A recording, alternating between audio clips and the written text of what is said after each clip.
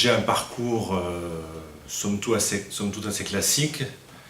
J'ai fait un CAP en 2 ans, ensuite j'ai voulu me perfectionner un petit peu, j'ai passé un brevet de maîtrise et je me suis découvert une vraie passion pour ce métier qui m'a conduit un peu à travers toute la France à présenter des concours de pâtisserie bien évidemment, basés sur le goût essentiellement et sur une partie artistique aussi. Donc au bout de quelques années, je me suis présenté au concours de meilleur ouvrier de France, où là j'ai été reçu, donc j'ai été meilleur ouvrier de France à 28 ans. Donc 2 ans après, je me suis installé à mon compte, et donc ça fait donc pratiquement 20 ans maintenant que je suis à Annonay, en plein centre, place des Cordeliers. Et avec moi, j'ai 10 personnes qui travaillent pour moitié au laboratoire et pour moitié à la vente. Le titre meilleur ouvrier de France est décerné vous est remis par le président de la République, à l'Élysée directement. Et ce concours meilleur ouvrier de France existe pour 220 métiers en France. Et il y a des domaines qu'on ne soupçonne même pas, c'est-à-dire que même dans l'aéronautique, il y a des meilleurs ouvriers de France. Alors moi, aussi loin que je me souvienne, depuis que j'étais tout petit, j'ai toujours voulu faire ça, sans savoir exactement ce qu'était vraiment le métier, mais le fait de créer quelque chose, de partir de matières premières basiques, on va dire, pour élaborer dans un premier temps un gâteau. Je trouvais ça particulièrement formidable, quoi. À l'heure actuelle, il y a une multitude de façons de devenir pâtissier. On peut devenir pâtissier directement en école. Sinon, il y a la façon plus traditionnelle d'alternance entre l'entreprise et un centre de formation, qui également débouche sur un CAP. Donc ça, on peut le faire soit en sortant de 3e, mais de plus en plus, on voit des jeunes gens ou des jeunes filles qui veulent faire un CAP de pâtissier après avoir passé le bac. Ça arrive de plus en plus régulièrement. Et puis donc après, le CAP, il y a d'autres formations, comme je vous ai dit tout à l'heure. On peut continuer sur un brevet de maîtrise. À l'heure actuelle, avant le brevet de maîtrise, il y a même un brevet technique des métiers. On reste debout sur les jambes entre 8 et 10 heures, suivant les périodes, suivant notre stature en fait aussi. Et donc il faut quand même avoir une santé physique plus que correcte.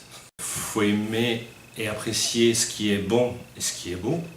Il faut être très ordonné dans le travail. Il faut aimer fabriquer quelque chose. Il faut être très rigoureux au niveau de l'hygiène. Dans tout métier, il y a des difficultés. Ce qui est le plus contraignant dans ce métier, c'est la station debout, le piétinement devant un poste de travail. La chaleur aidant, c'est pas des métiers de force, quoi qu'il en soit. C'est plus des métiers d'endurance en fait. Le travail des week-ends, il faut travailler le 24 décembre, le 25 décembre, tous les jours fériés, 14 juillet. Donc je suis pâtissier certes, mais avant tout c'est une entreprise. C'est une entreprise artisanale, comme je vous ai dit, avec 10 personnes qui travaillent. Donc nous, la boutique est ouverte de 7h du matin à 19h30 le soir. Donc avec une ouverture non-stop. Sachant qu'on ouvre à 7h, il faut que les viennoiseries soient prêtes pour 7h. C'est-à-dire qu'à 7h moins 5, elles sont encore au four, mais à 7h, elles sont au magasin. Donc ce qui veut dire qu'il faut se lever relativement tôt, entre 3 et 4 heures quand même. Donc une progression de travail donc, comme je vous dis, qui commence par la viennoiserie et qui s'enchaîne sur les petits gâteaux, sur les petits fours, sur les macarons, sur les glaces, etc., suivant les périodes de l'année. Voilà. Alors il y a plusieurs postes.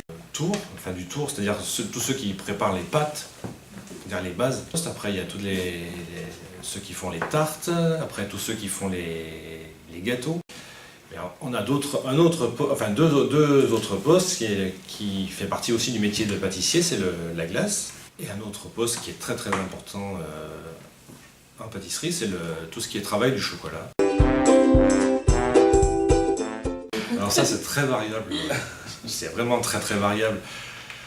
Nous, on a une activité qui est le plus important en décembre et janvier. Après, c'est pour ça que je ne peux pas vous dire, on va aller en plus, ça dépend, petit gâteau, gros gâteau, ça peut aller de 50 à 600. Oui, bien sûr, on travaille avec du marron d'Aubenas essentiellement. Essentiellement, et tous les produits que l'on travaille, tout ce qui est fruits vient de la vallée du Rhône, tout ce qui est farine de la région aussi. Enfin, tout est très, on va dire, aller à 100 km à la ronde. On fait des gâteaux à base de pâte d'amande, beaucoup, mais on fait de plus en plus de gâteaux sans gluten pour les allergies, sans œufs, sans lait, parce qu'il y a quand même de plus en plus de gens allergiques à tous ces produits. Le classique, c'est un millefeuille. Et ça paraît très très simple, mais c'est quelque chose de hyper compliqué à réaliser pour qu'il soit très bon. En goûtant un millefeuille, on sait si le pâtissier il est correct ou pas correct. Le pâtissier mange son louis, ça se voit, non?